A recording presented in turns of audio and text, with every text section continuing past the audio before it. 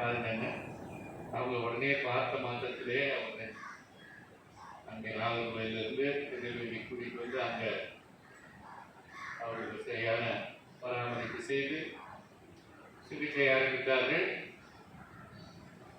அந்த வியாதி பகிரங்கமாய் சொல்லக்கூடிய வியாதி என்று சொல்ல முடியாது. ஏனென்றால் உலகத்திலேயே அதிகமாக மக்களை பாதிக்கக்கூடிய கேன்சர் என்ற நோய் என்னுடைய சகோதரிக்கு வந்திருக்கிறதை அறிந்தேன்.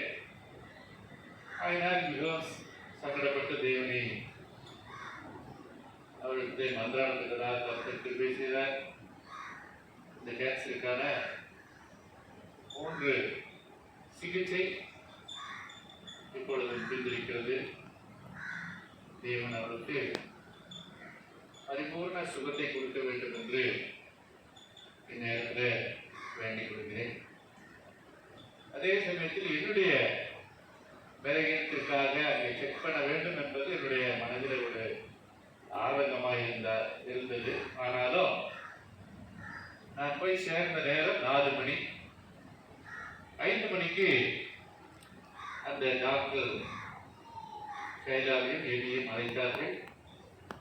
உடனடியாக 5 மணிக்கு உங்களுக்கு டாக்டர் வந்து பார்க்கிறார், அதனால் உடனே வாருங்கள் என்று 5 மணிக்கு போனவர்கள் அங்கே டயாலிசிஸ் செய்ததாகவும் செய்து முடித்த பிற்பாடு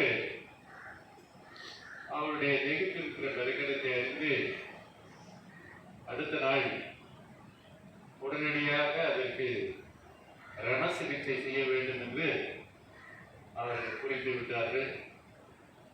ஏனென்றால் அவருடைய கையில் எந்த கையில் அவங்க டயாலிசிஸ் செய்கிறாங்களோ அந்த வலது முட்டியிலிருந்து விரல் வரைக்கும் இரத்த ஓட்டம் குன்றிவிட்டதாக, இரத்த ஓட்டம் சரியில்லை என்பதாக கவனித்தபடினாலே அதற்கான ஆபரேஷன் செய்ய வேண்டும் என்று அவர்கள் அடுத்த நாளில் அந்த ஆபரேஷன் செய்தார்கள். அப்படி செய்த பொழுதிலும் அது ஒரு சின்ன அடைப்பு, அந்த இரத்த ஓட்டம் வருவதற்கான அந்த குழாய், இரத்த குழாயில் ஒரு அடைப்பு இருந்திருக்கிறது. அது எவ்வளவோ கஷ்டப்பட்டு அந்த அடைப்பை எடுப்பதற்காக முயற்சித்திருக்கிறார்கள். அவர்கள் முயற்சி வெற்றி பெறவில்லை. ஆனாலும் அதற்கு மாற்றாக வேறொரு குழாய்க்கு அந்த இரத்த ஓட்டம் செல்லத்தக்கதாக முயற்சித்திருக்கிறார்கள்.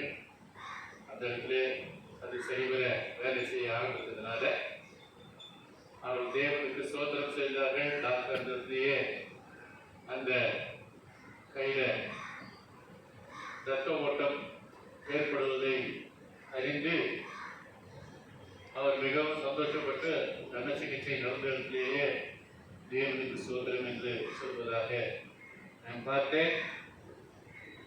இதமாக தொடர்ந்து இந்த சிகிச்சைகள் எல்லாம் 3 நாள் நடந்து முடிந்த வேளையில் எனக்கு சர்க்கரை வியாதிக்கான மருந்துகள் எல்லாம் அவர்கள் சென்ற காரிலேயே அடைபட்டு விட்டது. அதனால நான் இந்த மருந்தே சாப்பிடல. 4வது நாள் என்னையும் சிகிச்சைக்காக அழைத்தார்கள். எனக்கு இரத்த சோதனை பார்த்தார்கள். பார்க்கும் பொழுது எனக்கு இரத்த ஓட்டத்தில் சுகர் 170 பாயிண்டாக இருந்ததாக சொன்னார்கள். நான் தேவனை துதித்தேன். 3 நாட்களாக எந்த மருந்தும் சாப்பிடாத போதிலும் 170 இருந்தது. ஒரு ஆச்சரியமிக்க ஒரு காரியமாக நான் பார்த்தேன். தொடர்ந்து எனக்கு காதில சிகிச்சை அளிக்க வேண்டும் என்று, அதனுடைய காரியத்தை பார்க்க வேண்டும் என்று கை கால் மருத்துவ காரணத்தை அறிவதற்காக சிகிச்சை செய்தார்கள். கைகளிலே அவர்கள் அந்த உயர்களை பொருத்திவிட்டு ஒரு 50 தடவை செக் பண்ணியிருப்பாங்க. அதாவது ஷாக் கொடுத்தார்கள். கைகள் அந்த மாதிரி இருக்கும்போது விரல் அசைவதை பார்த்து கைகளில் ஒன்றும் அதிகமாக பிரச்சனை இல்லை, கால்களில் பார்ப்போம் என்று கால்களில் பார்த்தார்கள். கால்களில் அவ்வளவு உடனடியான ரியாக்ஷன் எதுவுமே இல்லை. ஆகையினால கால்களில் சோதனை இருக்கிறது, அதற்கு நன்றான சிகிச்சை பெற வேண்டும் என்றார்கள். அதற்கு பின்னதாக தலையில சோதிக்க வேண்டும், மூளையை சோதிக்கணும். இந்த மாதிரி 10 மாதிரி உடம்புல இருக்கிற அந்த கருத்தில் இருக்கிற பாவத்தை பார்க்கணும்னு சொன்னாங்க. ஏனென்றால் இந்த நெடுஞ்சாக்கிலேயே விழுந்த காரணம் என்ன என்பதை அறிவதற்காக பார்த்தார்கள். தலையில மூளையில எந்த விதமான பாதிப்பும் இல்லை என்பதை அறிந்து சந்தோஷப்பட்டார்கள். அதே நேரத்தில் கருத்துல சில அழுத்தம் இருக்கிறது, ஆனாலும் அதற்கான செய்முறைகளை நீங்கள் செய்தீங்கன்னா அது சரியாகிவிடும் சொன்னார்கள். ஆக மலையை போல் பார்த்த வியாதி நடுவதையாய் அது எந்த விதத்திலும் பாதிக்காத வழியில இந்த தினத்தில் உங்கள் உள்ளதாக ஒரு சாட்சியாய் சொல்லத்தக்கதாக கர்த்தர் கிருபை செய்தார்.